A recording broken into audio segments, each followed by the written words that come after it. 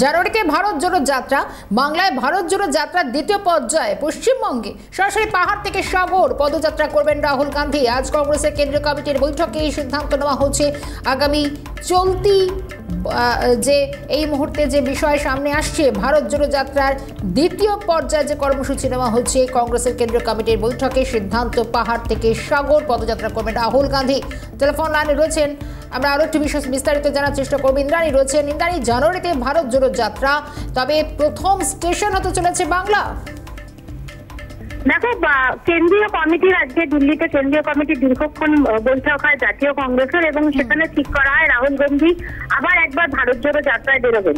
এবং সেই ভারত জোড়ো যাত্রায় এবার কিন্তু তিনি সারা বাংলা চষে বেড়াবেন, অর্থাৎ একদম পাহাড় থেকে শুরু করে সমুদ্র পর্যন্ত বা সমুদ্র থেকে শুরু করে পাহাড় পর্যন্ত যাত্রা করবেন রাহুল গান্ধী।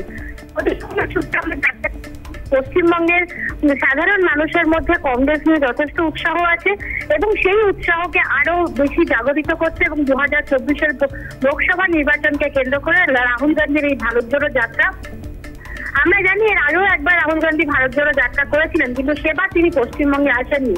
কিন্তু এবারে যাত্রাপথের মূল লক্ষ্য হচ্ছে পশ্চিমবঙ্গ, এবং পশ্চিমবঙ্গের একদম তিনি দুটো যাত্রাপথ এখনো পর্যন্ত আমরা জানতে পারছি। প্রথমত তিনি আসাম ঘুরে পশ্চিমবঙ্গে ঢুকতে পারেন, বা পশ্চিমবঙ্গ থেকেই তিনি যাত্রা শুরু করতে পারেন। যে কোনো একটি ভাবে তিনি যাত্রা করবেন, এবং তবে যেটা মনে করা হচ্ছে জানুয়ারি মাসের শেষের দিকে তিনি পশ্চিমবঙ্গে আসবেন, এবং পশ্চিমবঙ্গের একদম পাহাড় থেকে সমতল হয়ে সাগর পর্যন্ত যাত্রা করবেন রাহুল গান্ধী। অর্থাৎ ভারত জোড়ো যাত্রায় এবার উল্লেখযোগ্য ভূমিকা নিতে চলেছে পশ্চিমবঙ্গ।